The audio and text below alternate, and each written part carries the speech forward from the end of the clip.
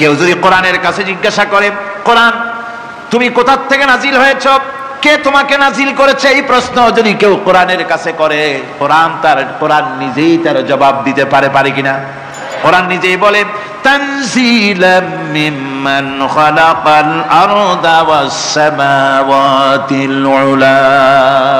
এই কোরআন নাজিল করেছেন তিনি, যিনি ওই উচ্চ আকাশ আর জমিনকে যিনি সৃষ্টি করেছেন, সেই আল্লাহ আমারে নাজিল করেছেন। কোরআনের কাছে কেউ যদি প্রশ্ন করে, ও কোরআন এই পৃথিবীতে নাজিল হওয়ার আগে তুমি কোথায় ছিলে, কেউ যদি প্রশ্ন করে, কোরআনে কারীম নিজে নিজের পরিচয় শোনায়, আমি কোথায় ছিলাম শোনো, বাল হুয়া কুরআনুম মাজিদুন ফি লাউহিম মাহফুজ। বরং এই কিতাব অতীব মর্যাদা সম্পন্ন সুরক্ষিত ফলকে লিপিবদ্ধ ছিল, আমি ছিলাম লৌহে মাহফুজে, সেখান থেকে এসেছি। যদি কেউ প্রশ্ন করে, কোরআন কি, কোরআন তুমি কার উপরে অবতীর্ণ হয়েছ, জবাব কোরআন নিজেই দেয়, ওয়া আমিনু বিমা নুজিলা আলা মুহাম্মাদ ওয়া হুয়াল হাক্কু মির রাব্বিহিম। ঈমান আনো সেই জিনিসের উপরে যেটা মুহাম্মদ সাল্লাল্লাহু আলাইহি ওয়াসাল্লামের উপর অবতীর্ণ হয়েছে। আবার অন্য আয়াতেও জবাব পাওয়া যায়, তাবারাকাল্লাযী নাযালাল ফুরকানা আলা আবদিহি লিয়াকুনা লিল আলামিনা নাযীরা। অতীব বরকতপূর্ণ মহান সত্তা সেই আল্লাহ রাব্বুল আলামিন, যিনি তার বান্দার পরে ফুরকান অবতীর্ণ করেছেন। সুবহানাল্লাহি ওয়া বিহামদিহি। কোরআনের নাম আমি বলেছিলাম শুধু কোরআন নয়, অনেক নাম আছে। কোরআনের আরেক নাম ফুরকান। কোরআনের আরেক নাম কি? আল ফারকু বাইনাল হাক্কি ওয়াল বাতিল।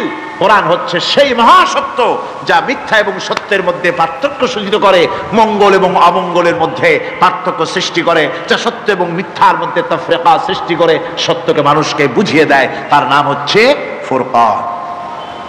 এবার যদি প্রশ্ন করা হয়, ও কোরআন বুঝলাম তুমি লৌহে মাহফুজে ছিলে, বুঝলাম তুমি নবীজির উপরে নাজিল হয়েছো, এবার বলো তুমি কোন মাসে নাজিল হয়েছো, তুমি তো আসছিলা প্রথম কোন মাসে নাজিল হয়েছো?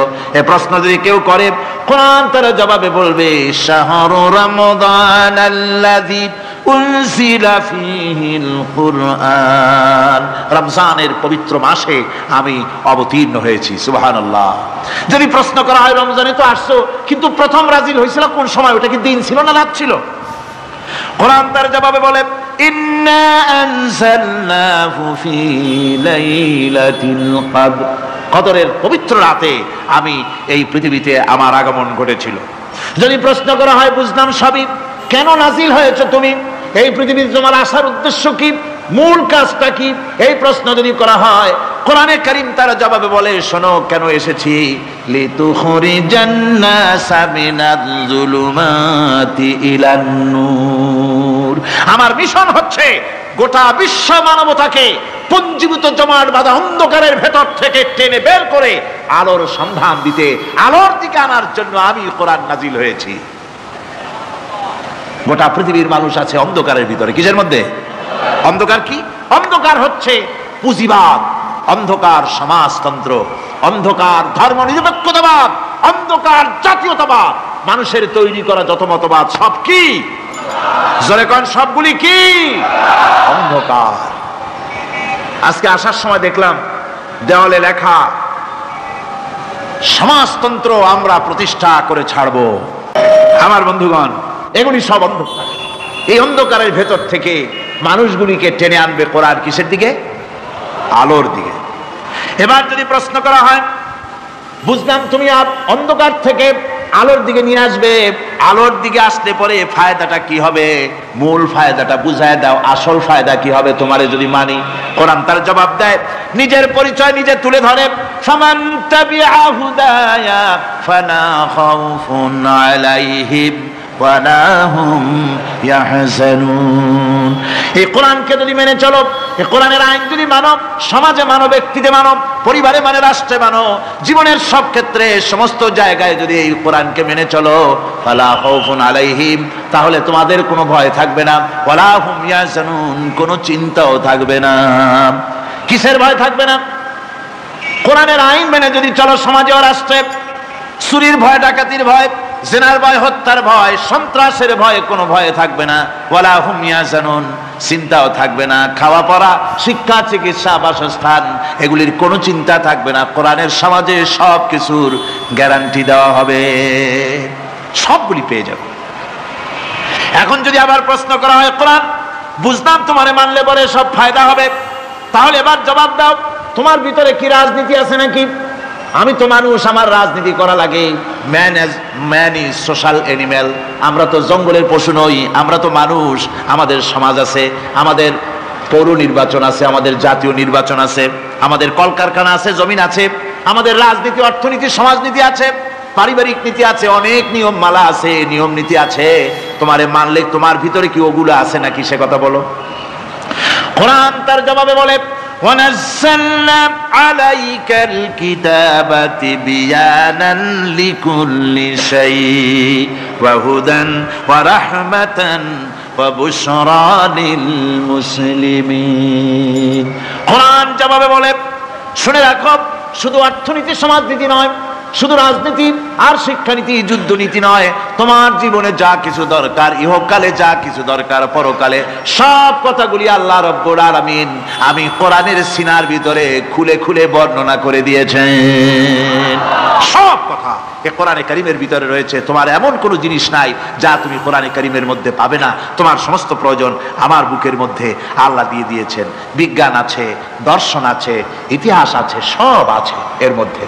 তবে কোরআনের মধ্যে বিজ্ঞান আছে বলে আমি এটাকে বিজ্ঞানের কিতাব বলবো না, দর্শন আছে বলে দর্শনের কিতাব আমি বলবো না, রাজনীতি আছে বলে কোরআনকে আমি রাজনীতির কোনো কিতাব বলবো না। কোরআন তাহলে কি? কোরআন হচ্ছে অর্থনীতি, সমাজনীতি, রাজনীতি, পারিবারিক নীতি, মানুষের জীবনের যা কিছু প্রয়োজন, সমস্ত নীতিমালার নীতি গ্রন্থের নাম হতেছে কোরআনে কারীম। সমস্ত নীতিমালার নীতি গ্রন্থ কোরআন। এখানে রয়েছে সব কিছুর উৎস, যেটা গ্রহণ করলে পরে মানুষ আরামে থাকতে পারবে। অমুসলিম নাগরিক বৃন্দ তাদের নাগরিক মর্যাদা পাবে। মুসলমান, কৃষক, নারী, চিকিৎসা, কৃষিবিদ, সাধারণ মানুষ, রং, বর্ণ, ভাষা নির্বিশেষে গোটা মানব সভ্যতা আরামে বাস করতে পারবে। পশু পাখিও আরামে থাকবে, গাছপালাও আরামে থাকবে, যেহেতু নির্দেশ হয়েছে বিনা প্রয়োজনে গাছের পাতাটিও ছিল না। ইসলামের সমাজ যদি চালু হয়, গাছেরাও আরাম পাবে, পাহাড়ও আরাম পাবে। চট্টগ্রামের লোকেরা যেভাবে পাহাড় কাটা আরম্ভ করেছে, এটা বড় দুঃখজনক। জুমলায় মোতারেজা একটা বলে দিলাম, অপ্রাসঙ্গিক হলেও জরুরি কথা। আপনারা পাহাড় কাটতেছেন না, আপনাদের নিজেদের পায়ে নিজেরা কুড়াল মারতেছেন। খবরদার পাহাড় কাটবেন না। আল্লাহর প্রকৃতির ভারসাম্য আপনারা নষ্ট করছেন বলে ওজোন স্তরে ফাটল ধরেছে। তা রিপেয়ার করার জন্য আজকে বিশ্বের সব বিজ্ঞানীরা হতাশ হয়ে গিয়েছে, পাগল হয়ে গেছে। কেমনে এই ওজোন স্তরের ফাটলকে রিপেয়ার করব? ওজোন স্তরটা কি? ওজোন স্তর হচ্ছে, সুবহানাল্লাহ, আল্লাহর যে কত দয়া। সূর্য, সেই সূর্যের রয়েছে আলট্রা ভায়োলেট রে, যাকে বাংলায় বলা হয় অতি বেগুনি রশ্মি। যে রশ্মিটা সৃষ্টি জগতে যদি আসে আর তা যদি কোনো প্রাণীর শরীরকে টাচ করে, তাহলে সমস্ত প্রাণী ক্যান্সার হয়ে, এক্সিমা হয়ে, বিখাউজ হয়ে, অ্যাজমা হয়ে সমস্ত প্রাণী মরে যাবে, কেউ বাঁচবে না। মারাত্মক রশ্মি। সেই রশ্মিটা যাতে সৃষ্টি জগৎকে টাচ করতে না পারে, সেজন্য আল্লাহ পাক একটা ওজোন স্তর তৈরি করেছেন। ওখানে এসে ওটা বাধাপ্রাপ্ত হয়, পৃথিবীর মাটিতে আসে না। যা কিছু পৃথিবীর মানুষের জন্য, পৃথিবীর জন্য কল্যাণকর, সেগুলি সূর্য থেকে আসতে থাকে। সুবহানাল্লাহ ওয়া বিহামদিহি। যেটা ক্ষতিকর সেটা আল্লাহ পাক আটকায় রাখেন। এখন সেই ওজোন স্তরে ফাটল ধরলো। কেমনে ফাটল ধরলো? ফাটল আপনি আমি ধরাইছি। আপনি বলবেন যেটা কেমন কথা, আমি তো ওইখানে যাই নাই, আমি ফাটল ধরাইলাম কেমনে? ওই যে সেই আপনার প্রাইমারি স্কুলে ভিজিট করতে গিয়েছিলেন ইন্সপেক্টর, তারপরে প্রাইমারি না হাই স্কুল ভিজিট করতে গেছে, যাই আর জিজ্ঞেস করছে ছেলেরা কি পড়ছে? বল ইতিহাস। ঠিক আছে, ইতিহাস থেকেই প্রশ্ন করব। বলতো চীনের প্রাচীর কে ভেঙেছে? ছেলেরা জবাব দিচ্ছে না। তুমি বলো, তুমি বলো। কেউ বলছে না। বেঞ্চের কোনা যে ছেলেটি, সে বলছে সর্বনাশ। কেউ যখন স্বীকার করে না, এটা তো আমার মাথায় আসবে। সব শেষ ইন্সপেক্টর তাকে বলছে তুমি বলো তো কে ভেঙেছে চীনের প্রাচীর? কয় স্যার, গ্রামে আমার দুষ্টমির যথেষ্ট বদনাম আছে, কিন্তু চীনের প্রাচীর ভাঙার মতো দুষ্কর্ম আমি করি নাই। ইন্সপেক্টর খুব রেগে গেলেন, মাস্টারের দিকে তাকালেন, এই বুঝি আপনার ইতিহাস পড়ানো? মাস্টার ইন্সপেক্টরের বিরক্তি ভরা মুখ দেখে বলছেন, স্যার রাগ করবেন না, এসব ছাত্র তো আমার, ওদের অবস্থা তো আমি জানি, আপনি আসছেন ঢাকা থেকে, আপনি জানবেন কি? আমি হলপ করে বলতে পারি আমার ক্লাসের কোন ছাত্র চীনের প্রাচীর ভাঙে নাই।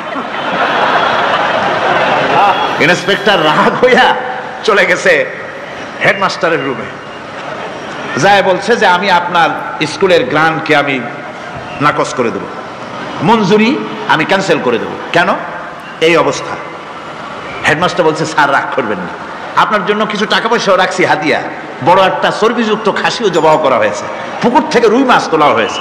তারপরেও আমার ছাত্ররা, টিচাররা বলার পরেও যদি আপনার সন্দেহ হয়ে থাকে যে আমার ছাত্ররাই ভাঙছে, তো ওই আপনি অসন্তুষ্ট হবেন না, রাগ করবেন না স্যার, ওই প্রাচীর ভাঙতে যা খরচ লাগে আমি কিছু খরচ দেবো, তো আপনি রাগ করেন না।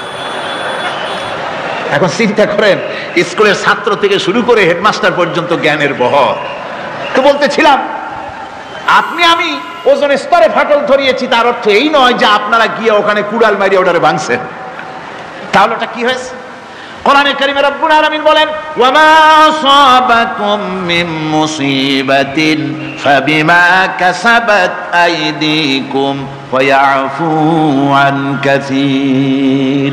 যত বিপদ তোমাদের উপর আরোপিত হয়, সমস্ত বিপদ তোমাদের দুই হাতের কামাই করা। কে বলছেন? আল্লাহ পাক। ওজন স্তরে ফাটল ধরেছে, এটা বিপদ, বিশ্বের সমস্ত মানব সভ্যতা সৃষ্টি জগতের জন্য বিপদ। এই বিপদের জন্য দায়ী পৃথিবীর মানুষ। কিরকম?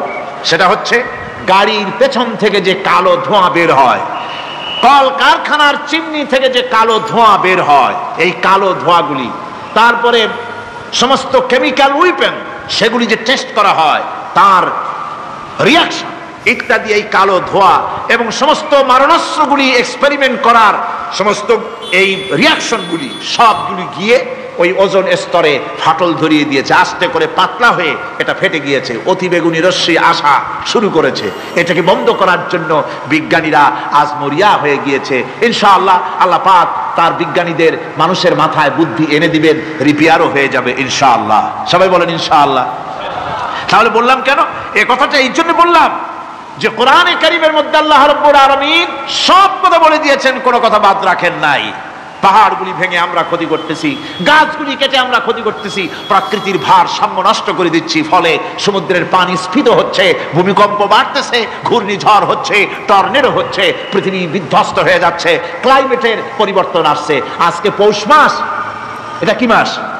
কত তারিখ? দেখেন বাংলা ভাষাকে কত মহব্বত করি। যদি বলি আজকে ডিসেম্বরের কত তারিখ, গড় গড় করে মুখস্থ হয়ে যাবে। বাংলারে খুব ভালোবাসি, মাসটার তারিখ বলতে পারলাম না, দুঃখিত। এই হলো আমাদের ভালোবাসা। আজকে পৌষ মাসের অর্ধেক শেষ হয়ে যাচ্ছে, অথচ মনে হচ্ছে শীত যেন তার শ্বশুর বাড়ি বেড়াতে গেছে। এই যে অবস্থা, এই অবস্থা শুধু বাংলাদেশে নয়, গোটা পৃথিবীতে ক্লাইমেটের একটা বিরাট পরিবর্তন আসতেছে, একটা বড় রকমের পরিবর্তন আসতেছে। এর কারণ হচ্ছে এই পৃথিবীর মানুষেরা নিজেরাই প্রকৃতির ভারসাম্যকে নষ্ট করে দিয়েছে। এই ভারসাম্য নষ্ট হওয়ার কারণে আবহাওয়ার পরিবর্তন হচ্ছে, সামুদ্রিক জলোচ্ছ্বাস বাড়তেছে, ভূমিকম্প, আগ্নেয়গিরি ইত্যাদি হচ্ছে এবং পৃথিবীর মানুষ বিধ্বস্ত হচ্ছে। বলতেছিলাম এই কোরআনে কারীমের মধ্যে আল্লাহ পাক সব কথা বলে রেখেছেন। যদি জানতাম, বুঝতাম, তাহলে এই অবস্থার সৃষ্টি হতো না। এটা বিজ্ঞানের বই নয়, রাজনীতির বই নয়, সমাজনীতির বই নয়, বরং সমস্ত নীতিমালার উচ্চ, জ্ঞানের উচ্চ হচ্ছে আল কোরআন। জ্ঞানের উচ্চ কি? আরো জোরে বলেন, জ্ঞানের উচ্চ কি? আল কোরআন। পবিত্র কোরআনে এমন এমন ঘটনা আল্লাহ পাক বলেছেন যা ষষ্ঠ শতাব্দীর দুনিয়া এ সম্পর্কে কিছুই জানতো না। অবশ্য কিছু কিছু ঘটনা ইহুদিদের কিতাবে অতিরঞ্জিত আকার এবং বিকৃত অবস্থায় এসেছে, কিন্তু কোরআনে কারীম দুনিয়ার মানুষকে আদম সৃষ্টি, নূহের বন্যা, তারপরে মুসা আলাইহিস সালাম ফেরাউনের ঘটনা, ইব্রাহিম আলাইহিস সালামের নমরুদের ঘটনা এবং ইউসুফ আলাইহিস সালামের কাহিনী সবগুলিকে সুন্দর করে কোরআন শরীফ উপস্থাপনা করেছে রাসূলের মাধ্যমে, যা পৃথিবীর ইতিহাসে কেউ জানতো না। সেগুলি আল্লাহ পাক জানাইছেন। কিভাবে? কোরআনে কারীম বলছে, তিলকা মিন আম্বাইল গায়বি নূহিহা ইলাইকা মা কুনতা তা'লামুহা আনতা ওয়ালা কওমুকা মিন ক্বাবলি হাযা। এ হলো সব অজ্ঞাত ঘটনা, সমস্ত ঘটনাগুলি আল্লাহ পাক তার হাবিবকে শুনিয়ে বলে দিলেন, সব অজ্ঞাত ঘটনা যা তুমি জানতে না, তোমার কোনো জানা ছিল না, আমি ওহীর মাধ্যমে তোমাকে সব জানাইছি। ইউসুফ আলাইহিস সালামকে যখন তার ভাইয়েরা কুয়ার মধ্যে ফেলে দিতেছিল তখন তুমি উপস্থিত ছিলে না, এই ঘটনা ওহীর মাধ্যমে আমি জানালাম। মুসা আলাইহিস সালামকে যখন ফেরাউন দরিয়ার ভিতরে ফেলে দিল, সেই সময় তুমি সিনাই পর্বতের পাশে দাঁড়িয়ে সব দৃশ্য লক্ষ্য করনি, অথচ আমি ওহীর মাধ্যমে সব তোমাকে খুলে খুলে বলে দিয়েছি। আল্লাহ পাক সমস্ত ঘটনাগুলিকে বলে বলে কোরআন শরীফের মধ্যে সব সাজিয়ে দিলেন, বলে দিলেন। তিনি বললেন, ওয়ামা কুনতা বিজানিবিল গারবি ইয কাদাইনা ইলা মুসাল আমরা ওয়ামা কুনতা মিনাশ শাহিদিন। ফিরআউন যে মুসার সঙ্গে যে ব্যবহারটা করলো, এ সময় সেখানে তুমি উপস্থিত ছিলে না, আমি ওহীর মাধ্যমে তোমাকে তা জানিয়েছি।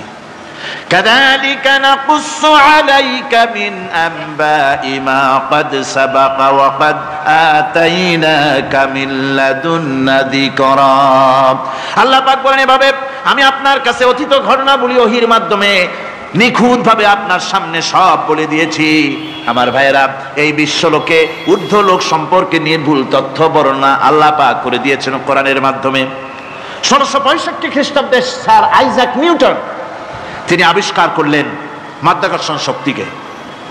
এই মাধ্যাকর্ষণ শক্তি, ল অফ গ্রাভিটেশন, এ সম্পর্কে মানুষের এই থেকে কিছু জানলো, কিন্তু আজ থেকে 1400 বছর আগে আল্লাহ রাব্বুল আলামিন তার উম্মি নবী, যিনি কোনো বিজ্ঞানাগারে লেখাপড়া করেন নাই, কোনো সায়েন্স রিসার্চ করেননি, যিনি কোনো কলেজ ইউনিভার্সিটিতে পড়াশোনা করেননি, তার মাধ্যমে জানিয়েছেন মাধ্যাকর্ষণ শক্তির কথা। কোরআন বলছে, ইন্নাল্লাহা ইউমসিকুস সামাওয়াতি ওয়াল আরদা আন তাজুলা। এই পৃথিবী এবং সমস্ত গ্রহ উপগ্রহকে আল্লাহ পাক বলছেন, আমি এমন এক শক্তি দিয়েছি যে শক্তির মাধ্যমে একটা আরেকটাকে আকর্ষণ করে রাখছে। এই পৃথিবীতে মাধ্যাকর্ষণ শক্তি শুধু পৃথিবীর নাই, সূর্যের আছে, মঙ্গলের আছে, নেপচুনের আছে, ইউরেনাসের আছে, বৃহস্পতির আছে। প্রত্যেকটি গ্রহের আলাদা আলাদা মাধ্যাকর্ষণ শক্তি আছে, আর এই শক্তির বলে একটা আরেকটাকে টেনে ধরছে যাতে করে বিচ্ছিন্ন হয়ে না যায়, যাতে করে ধ্বংসপ্রাপ্ত না হয়। এগুলি আল্লাহ পাক এই তথ্যগুলি কোরআনে কারীমের মধ্যে বলেছেন। ফলে মরিস বুকাইলির মতো লোক, যিনি ফরাসি দার্শনিক, তিনি বলেছেন দুনিয়ার সমস্ত বিজ্ঞানীদের থিওরি হচ্ছে এই, যে বিজ্ঞানের কোনো থিওরি ফাইনাল নয়। আজ একটা হচ্ছে, কাল সেটাকে পরিবর্তন করে নতুন আর এক থিওরি আসতেছে। কিন্তু কোরআনে কারীমের মধ্যে আমি, কে বলতেছেন এ কথা?